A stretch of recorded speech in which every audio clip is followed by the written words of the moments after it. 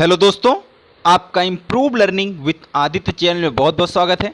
दोस्तों आज है 31 अगस्त 2020 और दोस्तों आज मैं 30 और 31 अगस्त दोनों दिन के जो टॉप करंट अफेयर्स हैं उनको लेकर आप लोगों के सामने हाजिर हुआ हूं। तो दोस्तों अगर ये वीडियो आप लोगों को पसंद आती है तो इसे ज़्यादा से ज़्यादा लाइक और शेयर कीजिएगा तथा अगर आप लोग इस चैनल पर नए हैं तो इसे सब्सक्राइब करके बेल नोटिफिकेशन ऑन कर लीजिएगा, जिससे कोई भी वीडियो अगर मैं अपलोड करता हूँ तो उसकी नोटिफिकेशन आप तक पहुँच जाया करेगी। चलिए हम आज के पहले क्वेश्चन की तरफ चलते हैं। दोस्तों हमारा पहला क्वेश्चन है कि अभी हाल ही में केंद्रीय रक्षा मंत्री राजनाथ सिंह ने एनसीसी प्रशिक्षण के लिए किस नाम से एक एप्लीकेशन लॉन्च किया है। तो दोस्तों अभी हाल ही में हमारे केंद्रीय रक्षा मंत्री राजनाथ सिंह जी ने DGNCC एप्लीकेशन को हाल ही में लॉन्च किया है। अगर इसके बारे में दोस्तों बात करें तो ये नेशनल कैडेट कोर कैडेट्स के ऑनलाइन प्रशिक्षण में सहायता के लिए एक मोबाइल एप्लीकेशन है। दोस्तों रक्षा मंत्रालय द्वारा ऐसा कहा गया है कि कोरोना वायरस के कारण जो कुछ प्रतिबंध लगाए गए हैं उनको ध्यान में रखते हुए एनसीसी कैडेट्स के प्रशिक्षण पर इसका प्रतिकूल असर ना पड़े।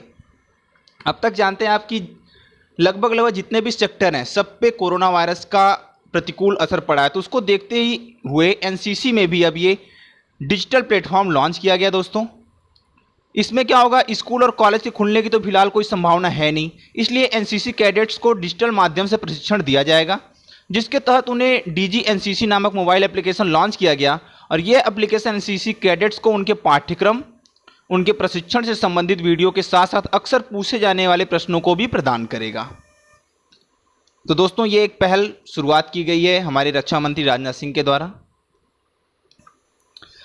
हमारा अगला क्वेश्चन है कि अभी हाल ही में किस कंपनी ने 35 देशों के स्कूल इंटरनेट कनेक्टिविटी को मैप करने के लिए यूनिसेफ के साथ एक साझेदारी की। दोस्तों अभी हाल ही में इरेक्सन ने, जिसकी स्थापना 1 अक्टूबर 2001 को हुई थी, इसका हेडक्वार्टर लंदन में है तथा एक टेलीकम्युनिकेशन उद्योग है, इसने अभी हाल ही में यूनिसेफ के साथ मिलकर एक साझेदारी की है। तो चलिए हम सबसे पहले यूनिसेफ के बारे में देख लेते हैं। दोस्तों यूनिसेफ अर्थात यूनाइटेड नेशंस चिल्ड्रंस फंड, जिसकी स्थापना हुई थी संयुक्त राष्ट्र महासभा द्वारा 11 दिसंबर 1946 को। दोस्तों इसके प्रमुख हैं एन वेनमन और 1965 में दोस्तों यूनिसेफ को उसके बेहतर कार्य के लिए नोबेल पुरस्कार से भी सम्मानित किया जा चुका है। दोस्तों अगर इसके उद्देश्यों की बात करें तो बच्चों का विकास, बुनियादी शिक्षा, लिंग के आधार पर समानता, बच्चों का हिंसा से बचाव, शोषण से बचाव, बाल श्रम के विरोध, HIV एड्स से बच्चों को बचाना, साथ साथ बच्चों के अधिकारों के लिए वैधानिक जो संघर्ष है, ये सारा का सारा जो काम है ये यूनिसेफ करता है। हमारा अगला क्वेश्चन है कि अभी हाल ही में किस राज्य ने पहली समुद्री एम्बुलेंस प्रतीक्षा की शुरुआत की है। तो दोस्तों अभी हाल ही में केरल में पहली समुद्री एम्बुलेंस प्रतीक्षा की शुरुआत की गई है। दोस्तों इसके बारे में अगर हम बात करें तो इसका बजट लगभग 6 करोड़ रुपए था। इसे बनाने का उद्देश्य है कि समुद्र में होने वाली दुर्घटनाओं के दौरान मछुआरों के जीवन को बचाना। इसके अलावा दोस्तों 2 और समुद्री एम्बुलेंस भी लॉन्च किए गए हैं, जिसका एक का नाम है प्रत्यक्ष तथा दूसरे का नाम है करुण्य। तो इतना आप लोग इस क्वेश्चन से याद रखिएगा। चलिए सबसे पहले अब केरल के बारे में थोड़ा सा देख लेते हैं। दोस्तों केरल की कैपिटल है तिरुवनंतपुरम, मुख्यमंत्री है पिनरई विजयन, राज्यपाल है आरिफ मोहम्मद खान और केरल की साक्षरता दर 2011 की जनगणना के अनुसार 93.91% है। दोस्तों अब अगली जो जनगणना है वो 2021 में होगी, तो फिर इसका रियल टाइम जो साक्षरता दर है वो पता चलेगा। दोस्तों भारत का सबसे बड़ा साक्षर राज्य है, इसके बाद जो राज्य का नंबर आता है साक्षरता में वो है मिजोरम, जिसकी साक्षरता दर 91.33% है। दोस्तों शांत घाटी तथा पेरियार वन्यजीव अभयारण्य भी केरला में ही है। अगले क्वेश्चन की बात करें तो अभी हाल ही में असम सरकार ने ड्यूटी पर कोविड-19 से मृत्यु हो जाने पर पत्रकारों, होमगार्ड्स तथा अन्य अस्थायी कर्मचारियों के लिए कितने लाख रुपए तक के बीमा कवर को मंजूरी दी है। तो दोस्तों अभी असम सरकार द्वारा ड्यूटी पर कोविड-19 से अगर किसी पत्रकार, होमगार्ड या अन्य अस्थायी कर्मचारी की मृत्यु हो जाती है तो उसे 50 लाख का बीमा कवर दिया जाएगा। दोस्तों इसी प्रकार की घोषणा उत्तर प्रदेश सरकार ने भी कर रखी है। चलिए हम असम के बारे में देखते हैं। दोस्तों तो असम की कैपिटल है दिसपुर, मुख्यमंत्री है सर्बानंद सोनोवाल, राज्यपाल है जगदीश मुखी। असम दोस्तों भारत का पहला ऐसा राज्य जहां पर AFSP अर्थात armed force special power act लगाया गया था और दोस्तों अभी इसकी अवधि 6 महीने और बढ़ा दी गई है। दोस्तों असम में कुल 34.2% मुस्लिम आबादी है और यह संख्या किसी भी गैर मुस्लिम राज्य से बहुत ज्यादा है। इसके अलावा दोस्तों असम दुनिया की दूसरी ऐसी जगह है जहां पर पेट्रोलियम की खोज हुई थी। यहां पर काजीरंगा नेशनल पार्क के साथ साथ मानस वाइल्ड लाइफ सेंचुरी भी है, जो कि यूनेस्को की वर्ल्ड हेरिटेज साइट में इन्हें स्थान मिला है। दोस्तों काजीरंगा नेशनल पार्क एक सींग वाले गैंडे के लिए बहुत प्रसिद्ध है। इसके अलावा दोस्तों पश्चिम बंगाल भी एक सींग वाले गैंडे के लिए प्रसिद्ध है। दोस्तों हाल ही में आई बाढ़ के कारण काजीरंगा नेशनल पार्क का ज़्यादातर एरिया जो था वो काफ़ी क्षतिग्रस्त हो गया था, जिसके जीर्णोद्धार का कार्य फिर से प्रारंभ है। दोस्तों ब्रह्मपुत्र नदी जब असम से गुजरती है तो उसकी चौड़ाई लगभग 10 किलोमीटर बढ़ जाती है। दोस्तों अभी हाल ही में सबसे लंबा जो नदी रोपवे था वो असम में ही बनाया गया है ब्रह्मपुत्र नदी पर, जिसकी चौड़ाई लगभग 1.8 किलोमीटर है। हमारा अगला क्वेश्चन है कि YSR संपूर्ण न्यूट्रिशन योजना को किस राज्य सरकार ने लॉन्च करने की घोषणा की है? तो दोस्तों अभी आंध्र प्रदेश सरकार ये YSR संपूर्ण न्यूट्रिशन योजना लॉन्च करने वाली है। इसमें क्या होगा कि इसके तहत गर्भवती महिलाओं तक 6 महीने से लेकर 6 साल तक के बच्चों को पोषक भोजन प्रदान किए जाएंगे। इसकी शुरुआत दोस्तों 1 सितंबर से की जाएगी और यह आंध्र प्रदेश के 77 मंडलों में लागू की गई है, जिसमें कुल 1863 करोड़ रुपए की लागत आएगी। दोस्तों इस योजना के तहत लगभग 55,607 आंगनवाड़ी केंद्रों में 30 लाख महिलाओं को इसका लाभ मिल सकेगा। अब बात करते हैं आंध्र प्रदेश की दोस्तों, तो कैपिटल है हैदराबाद, इसकी प्रस्तावित कैपिटल है अमरावती, जो कि 2024 से अस्तित्व में आएगी। दोस्तों मुख्यमंत्री हैं YS जगन मोहन रेड्डी और राज्यपाल है विष्णुभूषण हरिचंदन और इसकी साक्षरता दर है लगभग 66.64%। अगला क्वेश्चन हमारा है दोस्तों, अभी हाल ही में चैडविक बोसमैन का निधन हुआ, वे किस क्षेत्र से जुड़े थे? तो दोस्तों जो ये पिक्चर में दिखाई दे रहे हैं आप इन्हें पहचान गए होंगे, ये एक अभिनेता थे जो कि मार्वल सिनेमैटिक यूनिवर्स की जो पिक्चर थी ब्लैक पैंथर, इसके अलावा ये मार्वल की और भी दूसरी मूवीज़ के साथ साथ दोस्तों इन्होंने एवेंजर्स जो कि एक काफ़ी हिट सीरीज़ थी उसमें भी इन्होंने काम किया था। तो इनका भी हाल ही में कैंसर के कारण देहांत हो गया है। इनकी उम्र थी लगभग 43 साल। दोस्तों हमारा अगला क्वेश्चन है कि अभी हाल ही में विश्व जल सप्ताह 2020 घर पर कब से कब तक मनाया गया? तो दोस्तों ये विश्व जल सप्ताह 2020 घर पर 24 अगस्त से 28 अगस्त के बीच मनाया गया है। अगला क्वेश्चन हमारा है दोस्तों कि अभी हाल ही में अंतर्राष्ट्रीय लघु उद्योग दिवस कब मनाया गया है? तो दोस्तों अभी हाल ही में अंतर्राष्ट्रीय लघु उद्योग दिवस मनाया गया है दोस्तों 30 अगस्त को। अब इसे मनाने का उद्देश्य आपको बताऊं दोस्तों, तो प्रत्येक वर्ष 30 अगस्त को अंतर्राष्ट्रीय लघु उद्योग दिवस के रूप में मनाया जाता है। यह दिवस लघु उद्योग को बढ़ावा देने, बेरोजगारों को रोजगार के अवसर उपलब्ध कराने के उद्देश्य से मनाया जाता है। दोस्तों जो लघु उद्योग है उन्हें स्थापित करने का सबसे बड़ा रीजन ही है कि जो बेरोजगार लोग हैं उन्हें ज़्यादा से ज़्यादा रोजगार मुहैया कराना। दोस्तों भारत जैसे विकासशील देश में आर्थिक विकास के लिए लघु उद्योग की महत्वपूर्ण भूमिका है और भारत के समग्र आर्थिक विकास में कार्य नीति को महत्व को ध्यान में रखते हुए लघु उद्योग क्षेत्र के विकास के लिए आवश्यकता पर विशेष बल दिया गया है। इसलिए दोस्तों ये प्रत्येक वर्ष 30 अगस्त को मनाया जाता है। अब दोस्तों अगस्त महीने में जो कुछ इंपॉर्टेंट डेज थे उसको देख लेते हैं। तो 1 अगस्त को दोस्तों नेशनल माउंटेन क्लाइंबिंग डे मनाया गया। 3 अगस्त को विश्व संस्कृत दिवस मनाया गया। 6 अगस्त को हिरोशिमा दिवस मनाया गया। 7 अगस्त को क्विट इंडिया मूवमेंट या विश्व हथकरघा दिवस मनाया गया। 9 अगस्त को नागासाकी दिवस मनाया गया।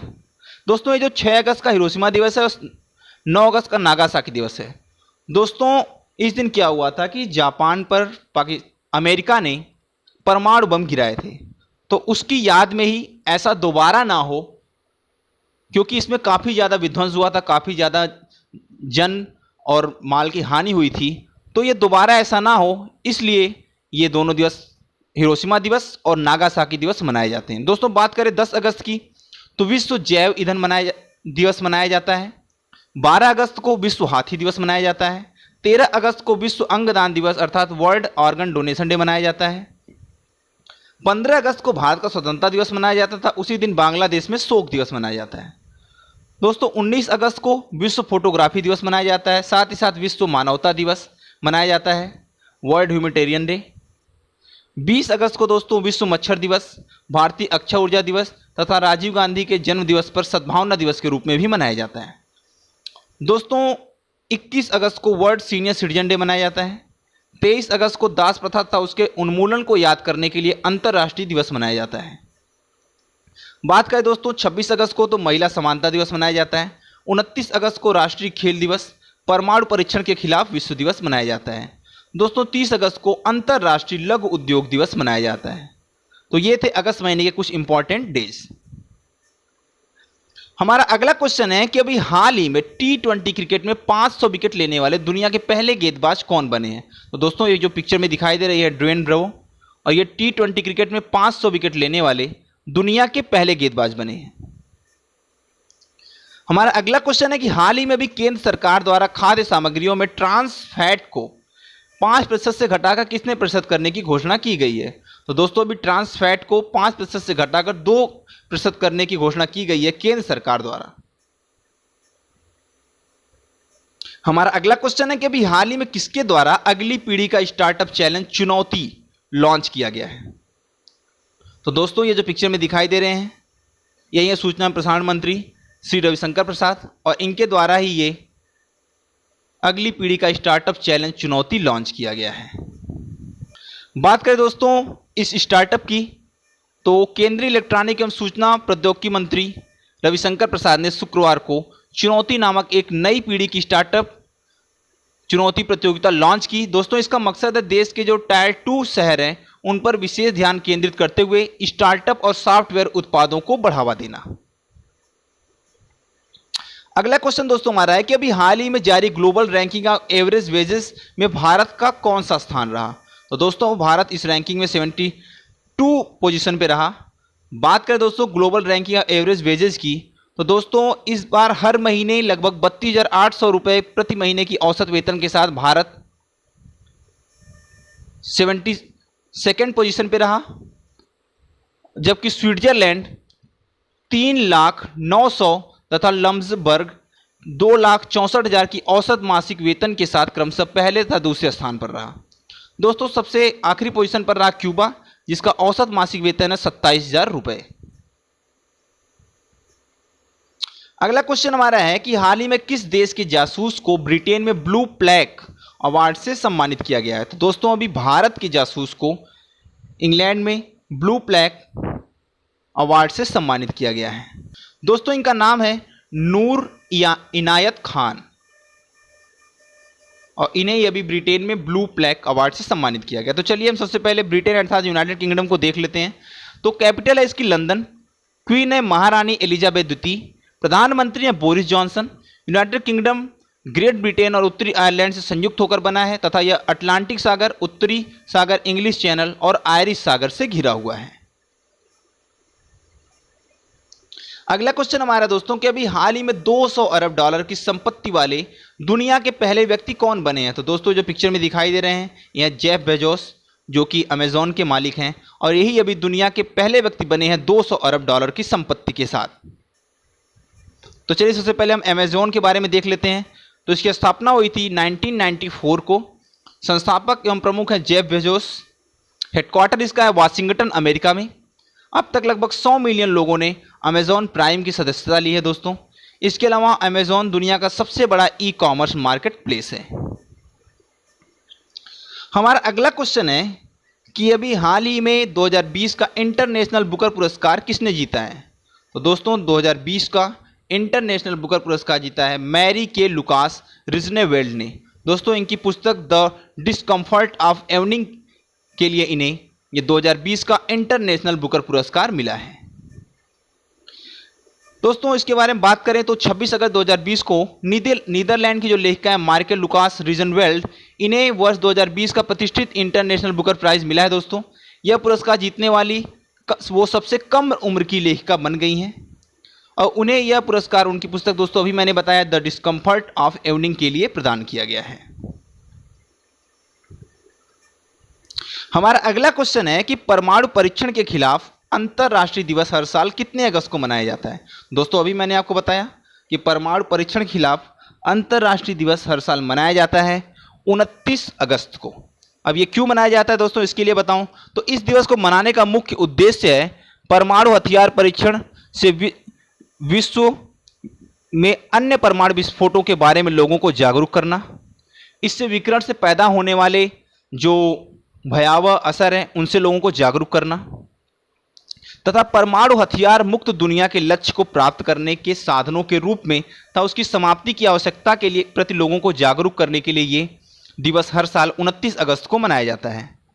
दोस्तों साथ ही साथ परमाणु परीक्षण द्वारा होने वाली हानियों के बारे में भी लोगों को बताना है। दोस्तों बात करें तो 2010 में सबसे पहले इसकी शुरुआत की गई थी। हमारा अगला क्वेश्चन है कि इस बार का 51वां international film festival of India अर्थात IFFI का आयोजन किस राज्य में किया जाएगा। तो दोस्तों इस बार का IFFI का आयोजन किया जाएगा गोवा में। तो चलिए हम सबसे पहले गोवा के बारे में थोड़ा सा देख लेते हैं। दोस्तों उससे पहले हम देख लेते हैं कि ये जो अंतर्राष्ट्रीय फिल्म महोत्सव है ये 20 से 28 नवंबर के बीच गोवा में आयोजित किया जाएगा। दोस्तों यह फिल्म फेस्टिवल कोविड-19 के कारण एक हाइब्रिड फिल्म फेस्टिवल के रूप में मनाया जाएगा, जो आधिकारिक डिजिटल प्लेटफॉर्म पर फिल्मों के साथ साथ थिएटर स्क्रीनिंग का भी प्रदर्शन करेगा। अब दोस्तों हम बात करें गोवा की, तो गोवा की कैपिटल है पणजी, मुख्यमंत्री हैं प्रमोद सावंत, और दोस्तों राज्यपाल जो हैं वो अभी भगत सिंह कोश्यारी हैं, जिन्हें महाराष्ट्र के साथ साथ गोवा का भी अतिरिक्त प्रभार दिया गया है।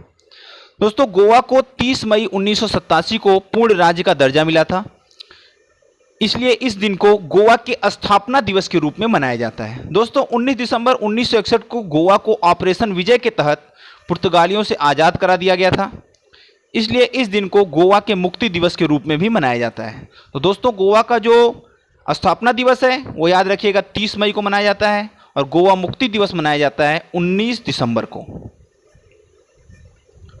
हमारा अगला क्वेश्चन है कि किस राज्य में भारत का पहला अंतरराष्ट्रीय महिला व्यापार केंद्र स्थापित किया जाएगा। तो दोस्तों अभी केरल राज्य में भारत का पहला महिला व्यापार केंद्र स्थापित किया जाएगा।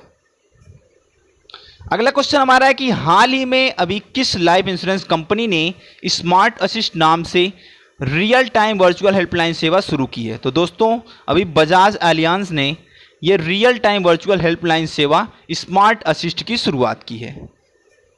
तो चलिए बजाज एलियांज के बारे में थोड़ा सा जान लेते हैं। तो इसकी स्थापना हुई थी 2001 में, हेडक्वार्टर इसका है पुणे महाराष्ट्र में। इसके MD एवं CEO हैं तपन सिंघल, और ये इंश्योरेंस कंपनी है, साथ ही साथ ये प्राइवेट लिमिटेड कंपनी है। ठीक है दोस्तों, हमारा अगला क्वेश्चन है कि अभी हाल ही में भारत का किस देश के साथ रक्षा नीति वार्ता की 14वीं बैठक को वीडियो कॉन्फ्रेंसिंग के जरिए आयोजित किया गया। तो दोस्तों अभी भारत की सिंगापुर के साथ ये 14वीं बैठक जो कि रक्षा नीति से संबंधित थी उसे वीडियो कॉन्फ्रेंसिंग के जरिए आयोजित किया गया। तो चलिए हम पहले सिंगापुर के बारे में थोड़ा सा देख लेते हैं। दोस्तों सिंगापुर की कैपिटल है सिंगापुर नगर, राष्ट्रपति हैं सेल्लप्पन रामनाथन, प्रधानमंत्री हैं ली सिएन लुंग। स्थापना हुई थी 19 जनवरी 1819 को, और करेंसी है यहाँ की सिंगापुर डॉलर। तो मुझे उम्मीद है दोस्तों कि वीडियो आपको पसंद आई होगी, तो इसे ज़्यादा से ज़्यादा लाइक और दोस्तों में शेयर कीजिएगा, तथा अगर आप लोग इस चैनल पर नए हैं तो इसे सब्सक्राइब करके बेल नोटिफिकेशन ऑन कर लीजिएगा। धन्यवाद।